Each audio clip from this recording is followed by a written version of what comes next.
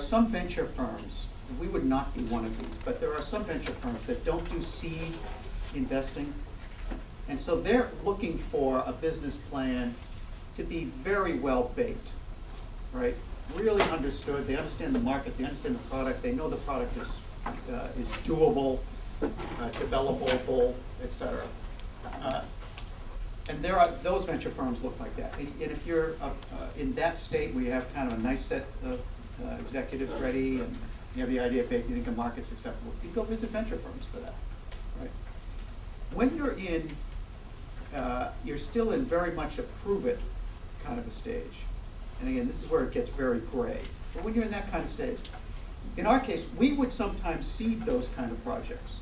And as Evan said, $250,000 sometimes, giving you 6 months to get something proven, like that market you think is going to exist actually does exist. So you do some form of validation with your end customer or your end prospects, I guess. Similarly, if the technology is not yet developed, maybe you'd like to actually prove that you can do it by hiring the right person who then you get comfort that they can do it, or by actually developing something, making something work. And then you go into venture. Sometimes you'd want to use angels to support that activity, right? So they would do, and I think angels play a valuable role in that, where they get a lot more proof points done before you're ready to step up to somebody who might want to write a $6, $7, $8 million check, which is a sizable investment. You know, so you need to get more proof points. So, like I said, to a certain degree it depends.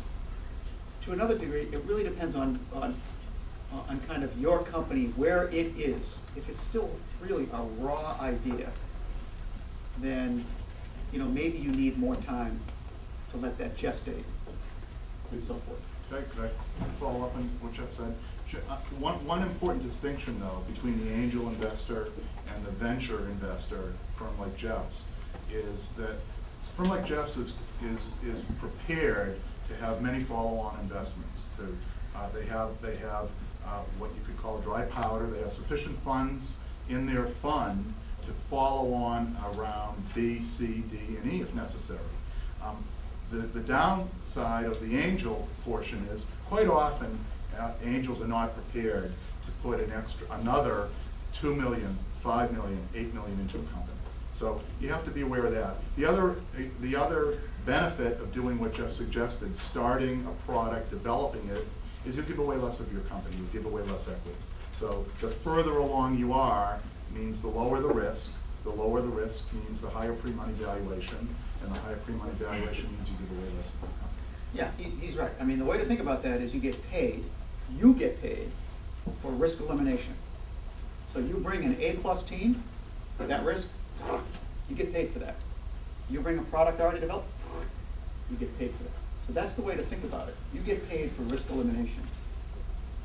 The level of investment for a Web 2.0 is this website that's doing clever things and attracting folks to that, and then providing a revenue stream either based on registrations and memberships or by advertising. Something along those lines, I'm guessing, right? Something like that. And so, in the old days, where if you were building a big communications project, you might need $10 million just to get the box built, the chips developed, the board, all that stuff. This probably you could do for $300,000, $400,000, $500,000, get the site up, begin the attracting of your audience, and then to the extent that you're successful in attracting that audience, the follow-on money becomes much more available. So what do you need to have done? I think if you can get some beginnings of the website and attracting of those customers, those eyeballs or whatever to the site, that's a positive. If it's really just an idea and you're looking for seed money, because again, we do seeds or you go to an angel fund, you got to have a good story that you think this is the kind of thing that folks are going to flock to because it's some new gaming site or some new thing that you think is gee whiz and everyone's going to be very interested. Maybe some virtual world you've created, something like that. So you wouldn't necessarily need to have it, bringing in revenue or. No, you wouldn't need revenue, but I would say what you described is risky in the second round, because well, we put 500,000, say, in, thinking, and we have the dry powder, so we're ready to put another several million in to keep the company going. But if you attracted nobody, if it just looks like no one's interested, then you're done at that point. It'd be very hard to raise money because your idea really just didn't take off. So, but to start off, no, probably not. The primary researcher has to demonstrate that the program that they're proposing is consistent with the national need. So there are criteria that the NSF has that an angel investor or a venture investor or a corporate investor doesn't have. That's one distinction, certainly. It's also time. The SBR program takes time. Right. There are 3 phases, obviously, of funding.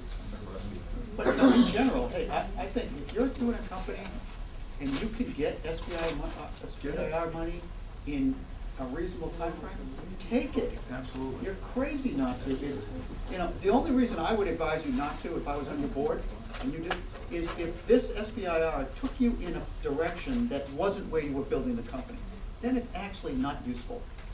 But that is rare, because you wouldn't even apply for it if it was that blatant.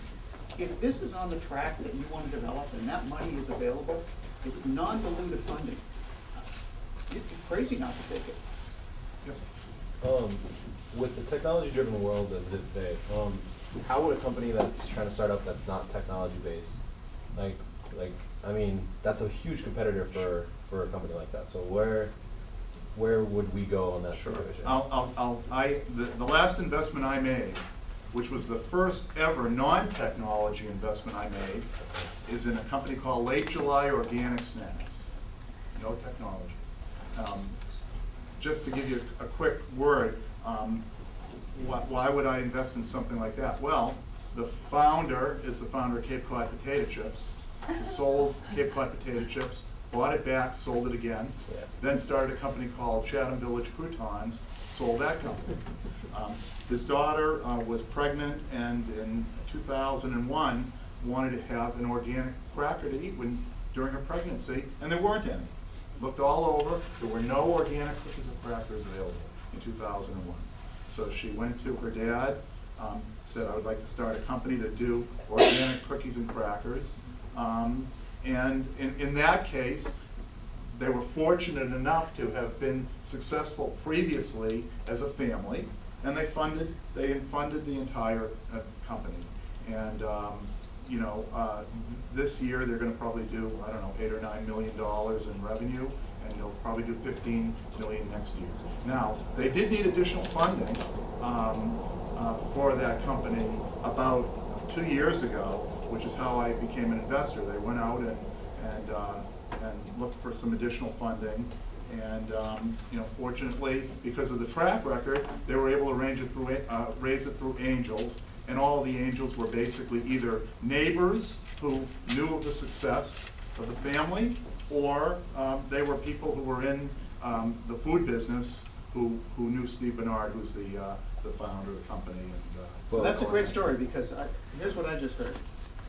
Track record of success, domain knowledge. Yeah. The fact is, it's in chips. It's in, Not the kind of chips he built. The kind of chips he's probably got in his. yeah. and that's exactly what Steve says. He said when he went to Notre Dame, they said chips are the thing, and he thought they meant potato chips.